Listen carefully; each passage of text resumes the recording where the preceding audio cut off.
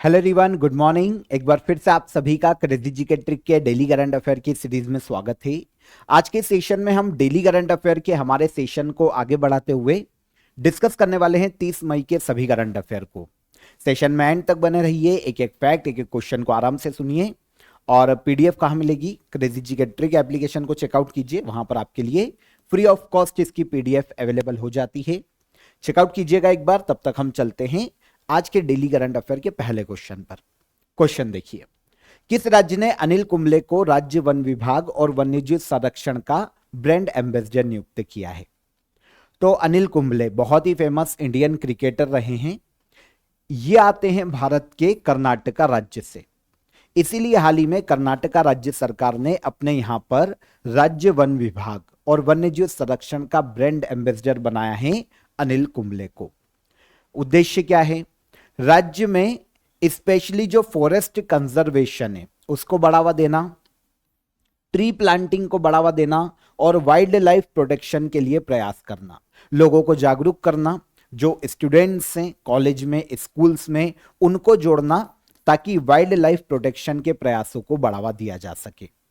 तो इसीलिए कर्नाटक सरकार ने अपने यहां पर इंडियन क्रिकेट टीम के फॉर्मर कैप्टन और प्लेयर अनिल कुंबले को स्टेट फॉरेस्ट डिपार्टमेंट और वाइल्ड लाइफ कंजर्वेशन का ब्रांड एम्बेसडर नियुक्त किया है।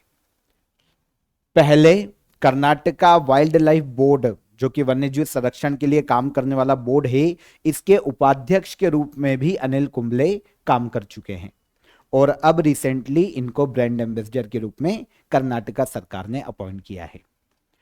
तो अगर हम अनिल कुंबले के बारे में बेसिक इंफॉर्मेशन देखते हैं जो कि एग्जाम में पूछी जाती है, तो इनका जन्म हुआ है बेंगलुरु कर्नाटक में। ओके, अवार्ड देखने जाते हैं तो अर्जुन अवार्ड इनको दिया जा चुका है 1995 में, पद्मश्री दिया गया था 2005 में और विजडन पत्रिका के द्वारा इन्हें Wisden cricketer of the year घोषित किया गया था 1996 में। इनके नाम बहुत इंपॉर्टेंट एक रिकॉर्ड भी है। 1999 में दिल्ली के फिरोज शाह कोटला स्टेडियम में पाकिस्तान के खिलाफ एक टेस्ट मैच में एक पारी में इन्होंने 10 विकेट पूरे अपने नाम किए थे और ऐसा करने वाले ये वर्ल्ड के दूसरे बॉलर हैं अभी तक। इसके पहले ये जो कारनामे हैं जिम लेकर ने किया है, ये इंग्लैंड के प्लेयर हैं। तो जिम लेकर के अलावा दूसरे हो जाते हैं अनिल कुंबले। टेस्ट क्रिकेट की एक पारी में पूरे 10 विकेट अनिल कुंबले ने लिए हैं। किस टीम के खिलाफ? पाकिस्तान के खिलाफ। इसके अलावा टेस्ट क्रिकेट में सर्वाधिक विकेट लेने वाले इंडियन प्लेयर भी अनिल कुंबले हैं। इन्होंने टेस्ट क्रिकेट में 619 विकेट लिए हैं। फाइनली 2008 में इन्होंने रिटायरमेंट ले लिया था इंटरनेशनल क्रिकेट खेलों से। अब ये कर्नाटका में वहां का जो वन विभाग है और वहां का जो फॉरेस्ट कंजर्वेशन है, इसके ब्रांड एम्बेसडर बनाए गए हैं। आगे आ जाएंगे। डीआरडीओ के द्वारा प्रोजेक्ट कुशा को विकसित किया जा रहा है, इसका संबंध किसके निर्माण से है?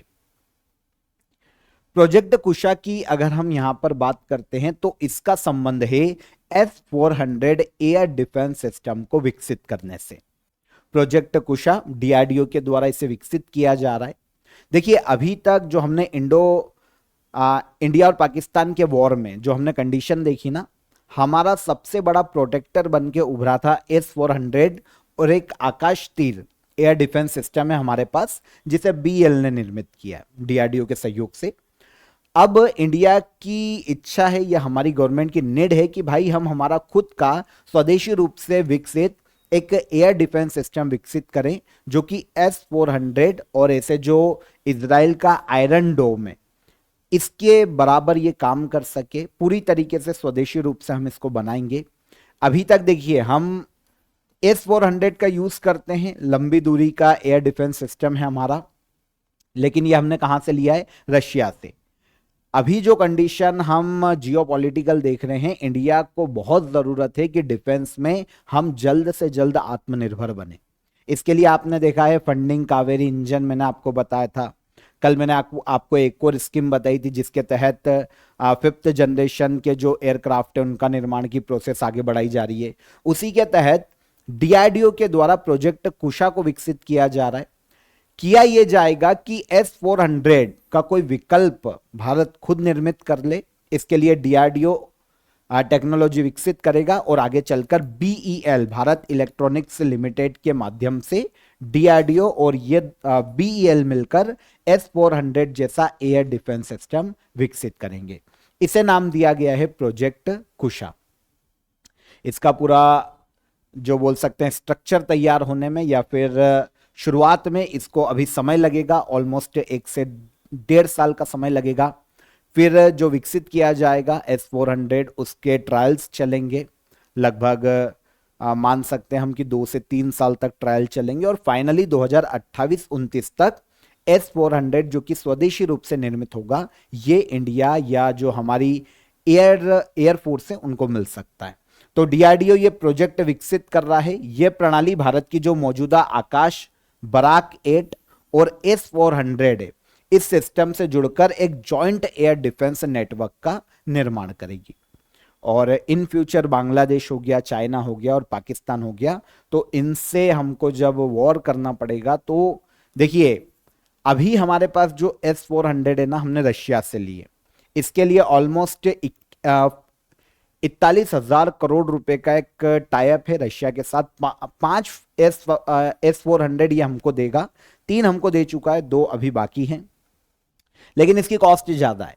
अब जो हम अपने घर में बनाएंगे डीआरडीओ के माध्यम से, उसकी कॉस्ट ऑलमोस्ट आधी आएगी, 21,000 करोड़ के आसपास। ओके, तो भारत को डिफेंस में आत्मनिर्भर बनाने के लिए प्रोजेक्ट कुशा को शुरू किया गया है, विकसित किया जा रहा है डीआरडीओ के द्वारा।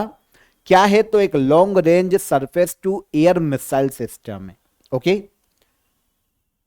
प्रोजेक्ट कुशा को मई 2022 में पहली बार स्वीकृति दी गई थी कैबिनेट कमिटी ऑन सिक्योरिटी के द्वारा, और 2023 सितंबर मंथ में मिनिस्ट्री ऑफ डिफेंस ने इंडियन एयरफोर्स के लिए 5 स्क्वाड्रंस की खरीद के लिए 21,700 करोड़ रुपए की स्वीकृति दी थी। अब आप जब डीआरडीओ इसको डेवलप करेगा तो 21,000 करोड़ में ये डेवलप कर लिए जाएंगे और बीएल इनका निर्माण कर देगा। ओके, तो प्रोजेक्ट कुशा S-400 एयर डिफेंस सिस्टम का विकल्प ढूंढने के लिए इस तरीके के जो long range surface to air missile system है, डिफेंस सिस्टम है, उनके निर्माण करने की एक प्रोजेक्ट है या प्रक्रिया है। आगे बढ़ेंगे। केंद्र सरकार के द्वारा हाल ही में कितनी फसलों पर एमएसपी जारी की गई है? एमएसपी क्या? मिनिमम सपोर्ट प्राइस, न्यूनतम समर्थन मूल्य।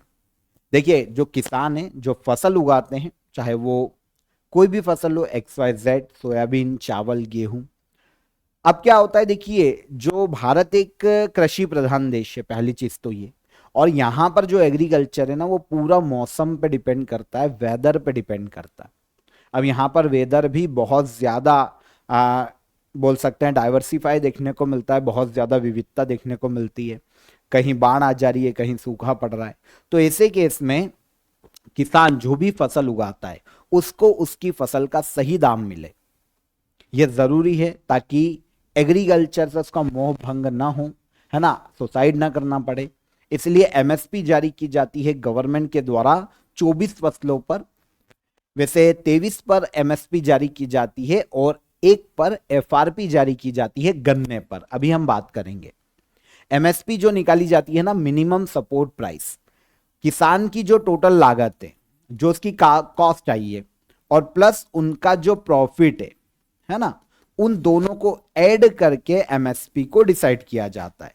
गवर्नमेंट का कहना है कि इस बार जो एमएसपी डिसाइड की गई है वो उनकी लागत का 50% ऐड करके निकाली गई है। मतलब लागत जो आई है और प्रॉफिट, उनकी लागत का 50% और ऐड किया गया है, जो कि उनका प्रॉफिट है। तो इसके आधार पर सभी फसलों पर एमएसपी जारी की गई। अभी रिसेंटली केंद्र सरकार ने 14 क्रॉप्स पर एमएसपी को अनाउंस किया है।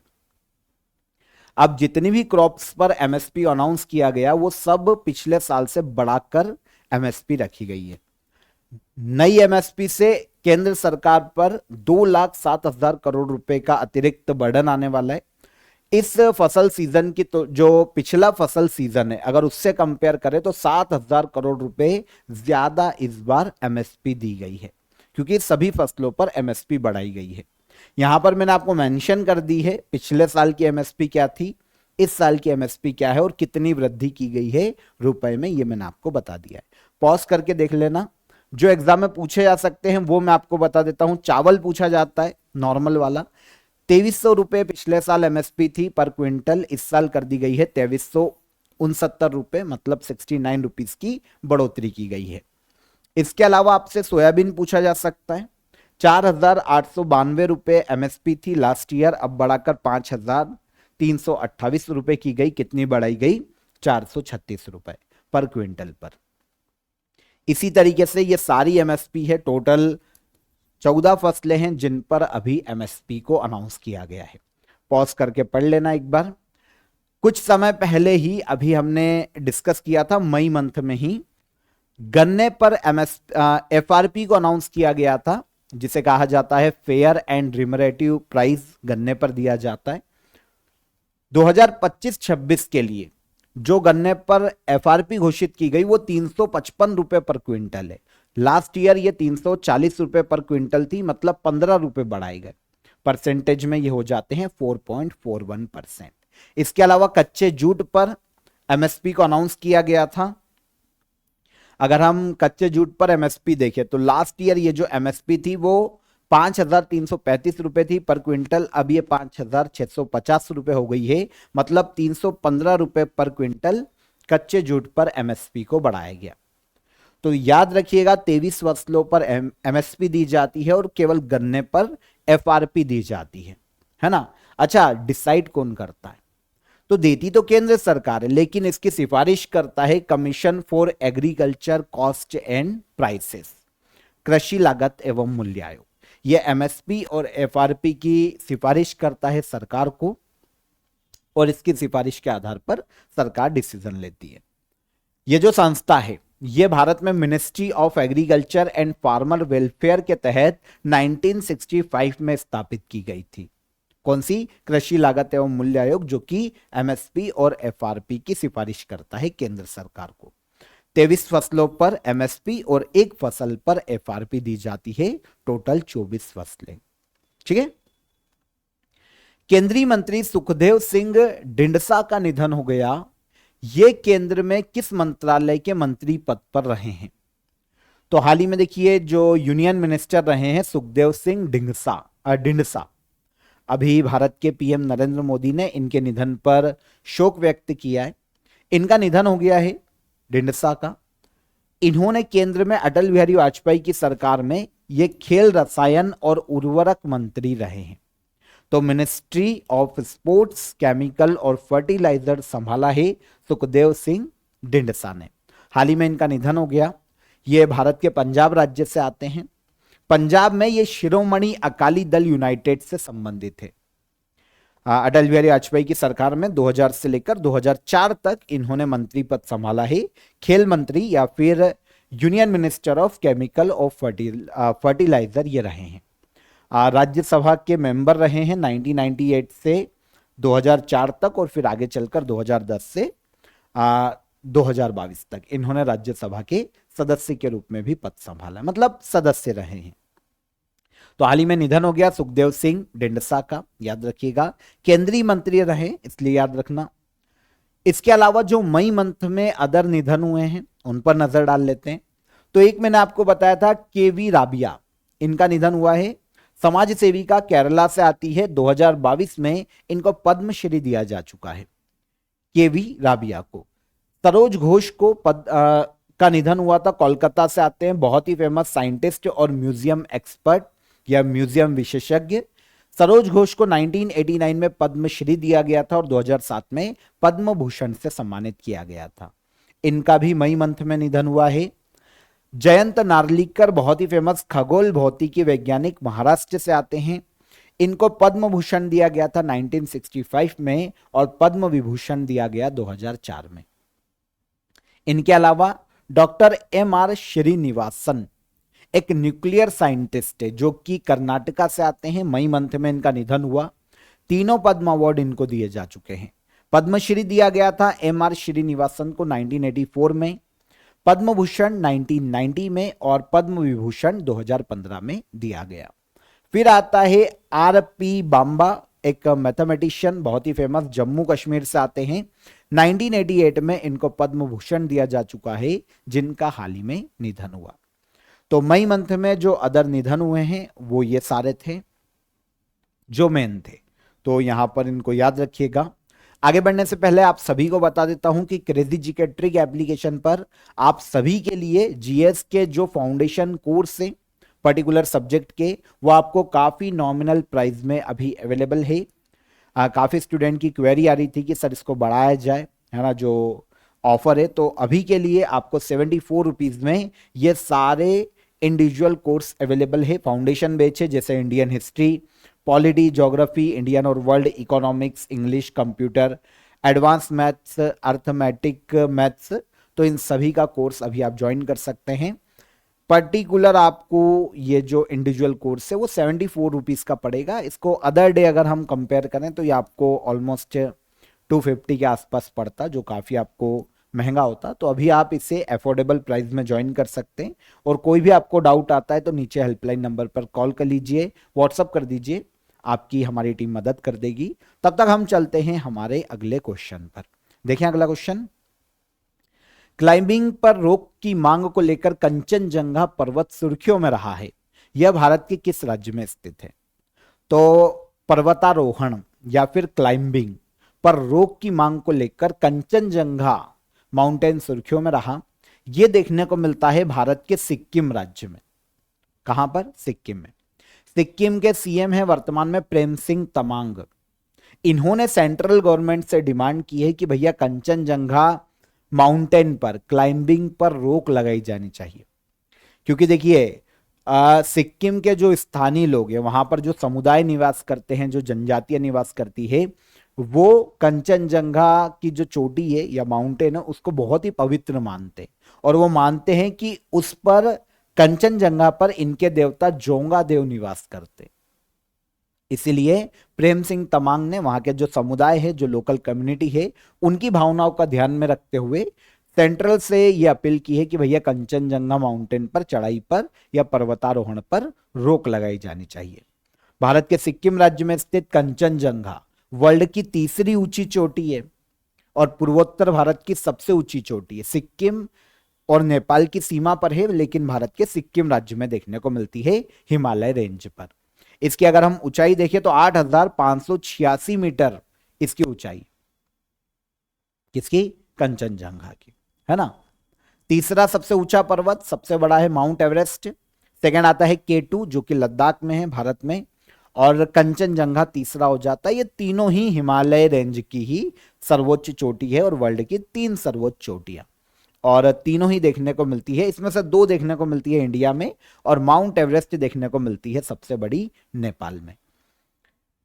आपको पता है जो सिक्किम है उस पर पहली सफल चढ़ाई 25 मई 1955 को जॉर्जी बैंड और एक और थे जो ब्राउन, इन दोनों ने मिलकर की थी, है ना। जो ब्राउन, ये दोनों ही ब्रिटेन के थे। इन्होंने मिलकर 1955 में पहली सफल चढ़ाई की थी कंचनजंगा पर।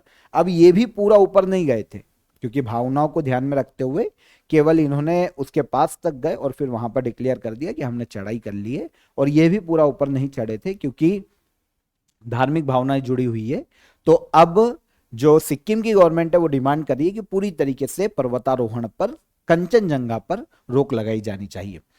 यहीं पर आपको कंचनजंगा नेशनल पार्क देखने को मिलता है।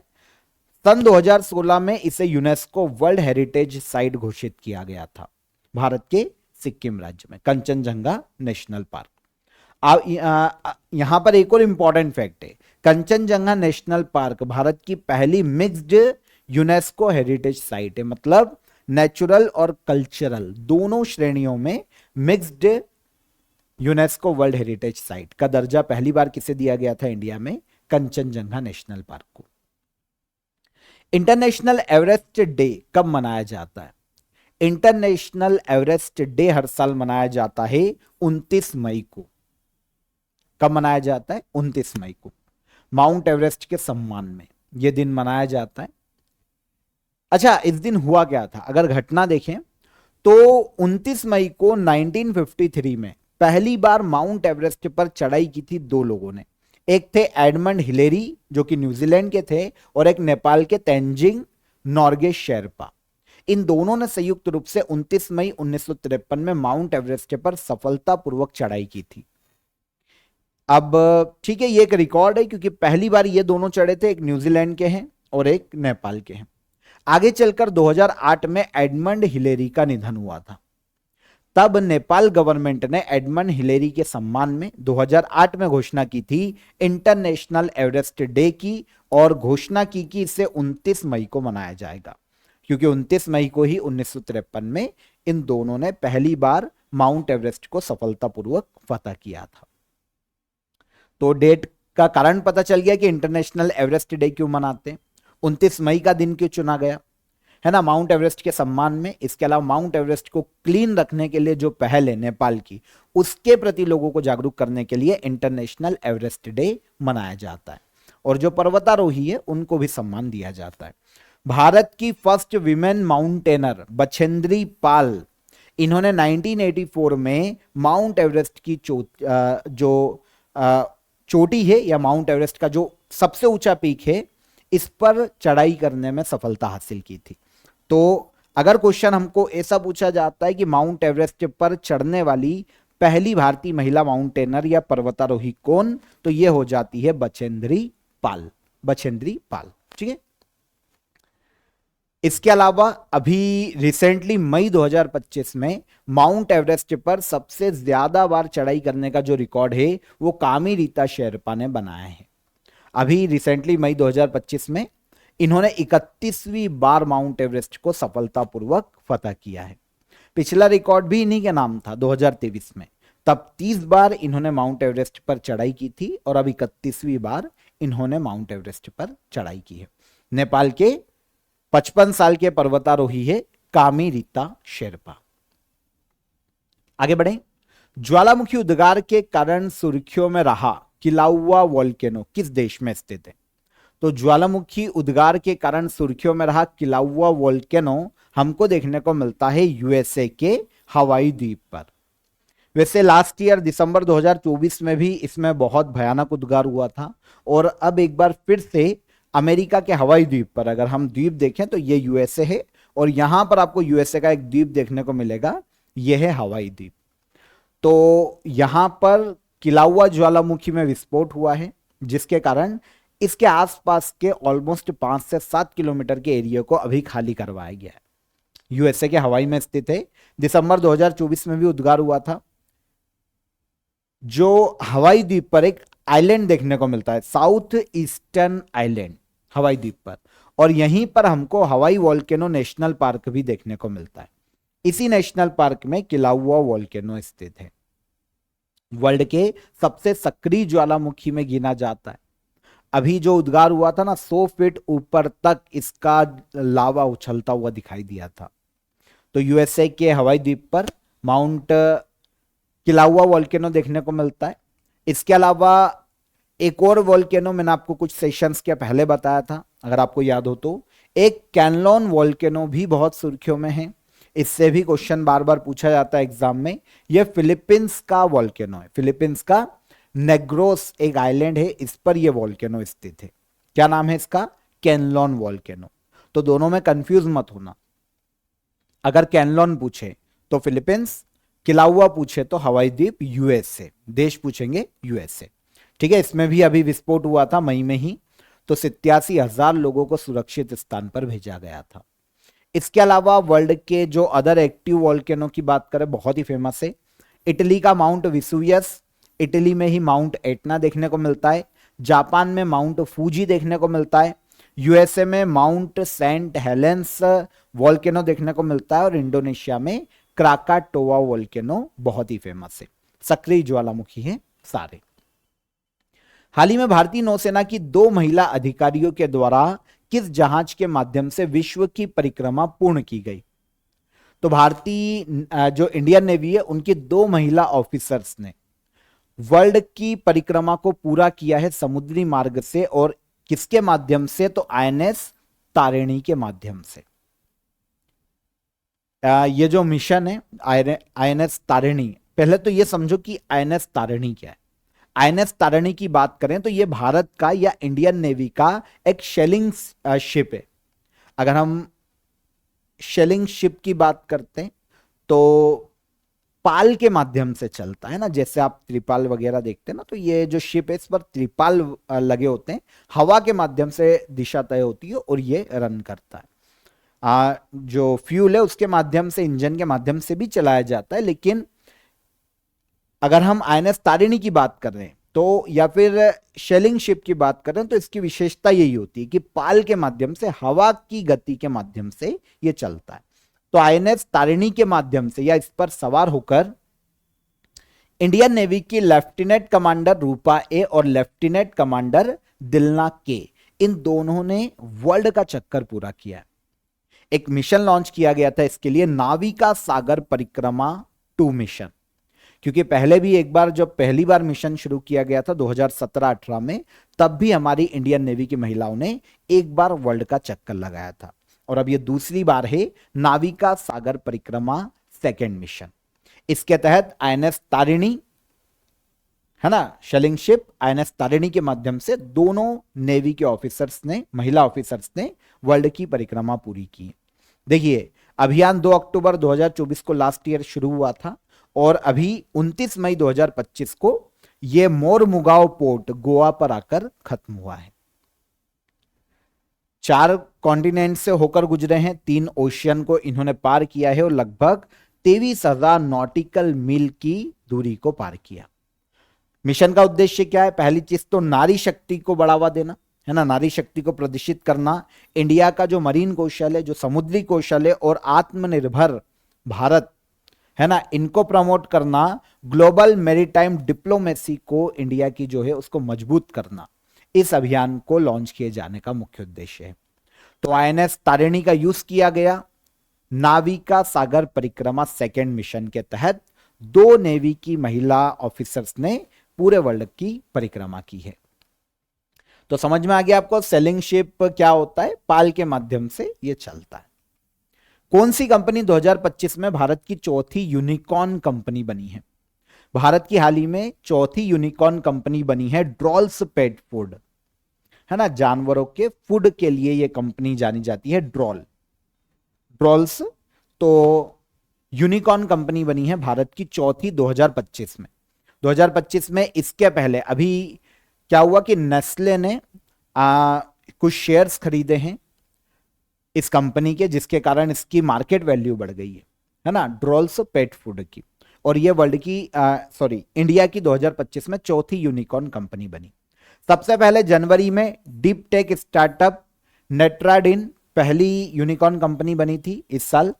अप्रैल में डिजिटल पेमेंट कंपनी है जस्पे, ये दूसरी कंपनी बनी थी यूनिकॉर्न। फिर मई में लॉजिस्टिक प्लेटफॉर्म है पोर्टर, ये बनी है तीसरी यूनिकॉर्न कंपनी। और अब मई में एंड में चौथी यूनिकॉर्न कंपनी बन गई 2025 की ड्रॉल्स पेट फूड। इस कंपनी की शुरुआत 2010 में की गई थी ड्रॉल्स की, और आज भारत के सबसे बड़े पेट फूड ब्रांड में से एक मानी जाती है। अच्छा, अब आपके दिमाग में कहीं ये क्वेश्चन तो नहीं आ रहा कि यूनिकॉर्न कंपनीज क्या होती है? सुना होगा आपने नाम, है ना। शॉर्ट में अगर मैं आपको कहूं कि यूनिकॉर्न कंपनी क्या, तो वो जिसकी मार्केट वैल्यू 8,300 करोड़ रुपए से ज्यादा है। सर ये 8,300 करोड़ रुपए का क्या हिसाब है? तो ये यूएस डॉलर में देखो, ऐसी कंपनी जिनकी मार्केट वैल्यू 1 बिलियन अमेरिकी डॉलर हो, और छोटा करें तो 100 मिलियन अमेरिकी डॉलर, या तो 1 बिलियन अमेरिकी डॉलर सेम होता है 100 मिलियन अमेरिकी डॉलर, और इसको रुपये में कन्वर्ट करें तो 8,300 करोड़ रुपए। अगर मार्केट वैल्यू इसको पार कर जाती है तो वो यूनिकॉर्न कंपनी, मार्केट कैपिटलाइजेशन के आधार पर, और स्टॉक मार्केट में लिस्टेड ना हुई हो, प्राइवेट कंपनी हो, तो ये होती है यूनिकॉर्न। लास्ट क्वेश्चन, सैंटियागो पेना पलासियोस 2 जून को भारत की आधिकारिक यात्रा पर आएंगे, ये किस देश के प्रेसिडेंट है? तो बहुत सुर्खियों में रहते हैं सैंटियागो पेना पलासियोस, दक्षिण अमेरिकी देश पराग्वे के प्रेसिडेंट के पद पर हैं। 2 जून को ये भारत की ऑफिशियल यात्रा पर आने वाले हैं। पराग्वे के दूसरे ऐसे प्रेसिडेंट जो कि इंडिया की ऑफिशियल यात्रा पर आएंगे। इसके बाद इनके पहले केवल एक ही प्रेसिडेंट पराग्वे के भारत की यात्रा पर आए हैं, ऑफिशियल यात्रा पर, और अब दूसरे बनेंगे कौन? सैंटियागो पेना।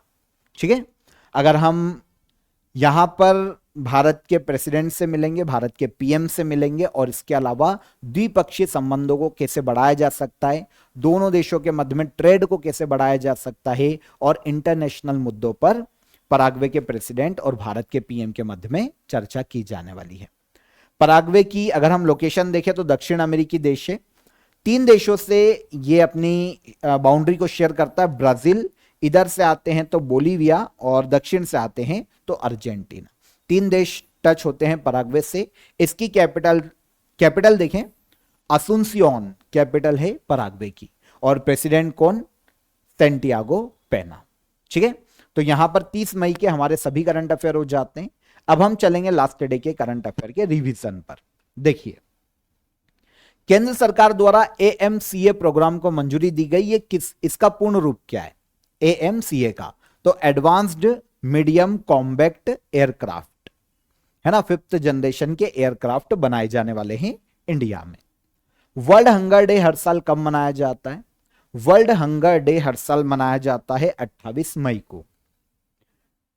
हाल ही में जारी आंकड़ों के अनुसार फाइनेंशियल ईयर 2024-25 में भारत को कितना एफडीआई प्राप्त हुआ? 81.04 बिलियन अमेरिकी डॉलर। हाल ही में डीआरडीओ के अध्यक्ष के रूप में किसका कार्यकाल 1 साल के लिए बढ़ाया गया? Doctor Sameer V Kamat. Daniel Noboa ने हाल ही में किस देश के प्रेसिडेंट के रूप में शपथ ली? तो ये प्रेसिडेंट बने हैं इक्वेडोर के, दक्षिण अमेरिकी देश है। यूईएफए महिला चैंपियंस लीग का खिताब किसने जीता? आर्सेनल नाम के फुटबॉल क्लब ने यह खिताब अपने नाम किया है। पूर्वोत्तर भारत की चौथी कैपिटल जो कि नेशनल रेल नेटवर्क से जोड़ी गई है, तो मिजोरम की कैपिटल आइजोल। पाकिस्तान के खिलाफ ऑपरेशन सिंदूर के लोगों को किसने डिजाइन किया है? लेफ्टिनेंट कर्नल हर्ष गुप्ता और हवलदार सुरिंदर सिंह ने। Answer A. भारत की पहली विंस्टाडोम जंगल सफारी ट्रेन किस राज्य में शुरू की गई? तो इसे शुरू किया गया उत्तर प्रदेश राज्य में, यूपी। और कर्नाटक और गुजरात के बाद अंतरिक्ष औद्योगिक नीति को मंजूरी देने वाला तीसरा राज्य कौन सा है? तो कर्नाटक गुजरात के बाद तीसरा राज्य बना भारत का तमिलनाडु राज्य। यह हो गए कल के करंट अफेयर रिवाइज। अब क्वेश्चन ऑफ द डे का आंसर। समुद्र तल पर जल का क्वथनांक, उबालने का तापमान कितना होता है? 100 डिग्री सेल्सियस। आधुनिक भौतिकी का जनक किसे कहा जाता है? Albert Einstein. मनुष्य के शरीर में खून को शुद्ध करने वाला अंग या ऑर्गन कौन सा है? तो यह है किडनी। ये हो गए तीनों क्वेश्चन के हमारे आंसर। अब आज के question of the day. Bulb का आविष्कार किसने किया था? पहला क्वेश्चन। भारत का पहला मुगल सम्राट कौन था? और हरियाणा भारत का राज्य कब बना था? तो ये तीनों क्वेश्चन कमेंट में आंसर कीजिए। पॉज करके क्वेश्चन देख लीजिएगा, ध्यान से पढ़िएगा। सेशन कैसा लगा ये भी बताइएगा। एप्लीकेशन को चेकआउट कीजिए, आपको वहीं पर डेली करंट अफेयर की पीडीएफ मिल जाएगी। और कल के सेशन में फिर मुलाकात करेंगे, तब तक अपना ख्याल रखिएगा। जय हिंद, जय भारत।